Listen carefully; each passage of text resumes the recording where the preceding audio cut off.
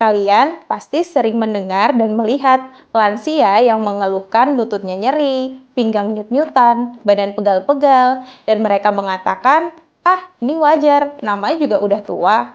Apakah benar itu wajar dialami oleh orang tua dan memang proses menua?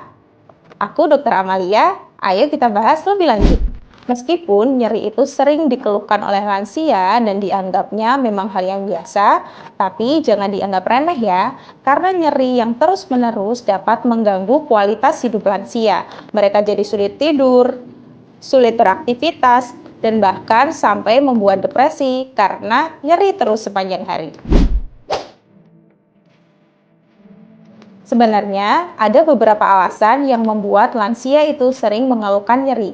Yang pertama, itu adalah karena proses alami dari tubuh kita.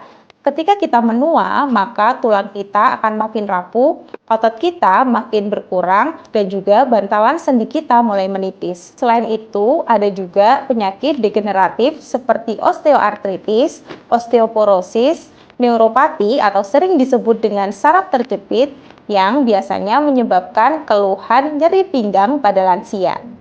Kurang gerak dan postur tubuh yang tidak baik pada lansia yang bertahan selama bertahun-tahun juga dapat memicu adanya sering nyeri pada lansia.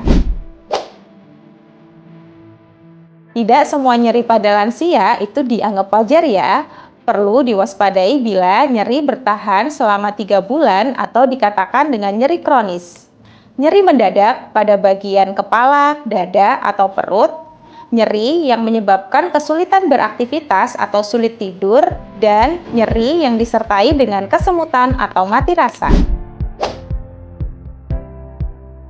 Yang bisa dilakukan apabila lansia mengalami keluhan nyeri, yang pertama adalah melakukan aktivitas fisik ringan seperti berjalan kaki atau melakukan senam lansia.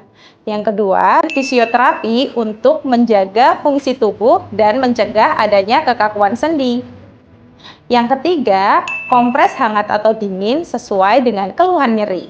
Bila lansia menginginkan obat-obatan untuk mengurangi nyeri, bisa menggunakan anti nyeri ringan seperti paracetamol.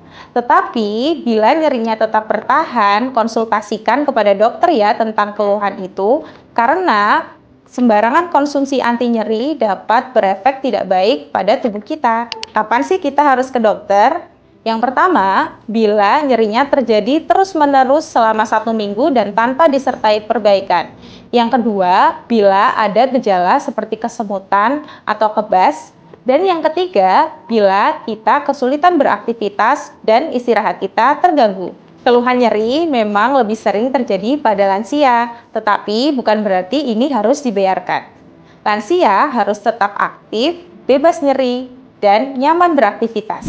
Jangan lagi abaikan keluhan nyeri ya, bantu mereka kenali, tangani, dan bantu mereka hidup lebih berkualitas. Jangan lupa juga bagikan video ini ke orang tua kamu atau teman terdekat kamu.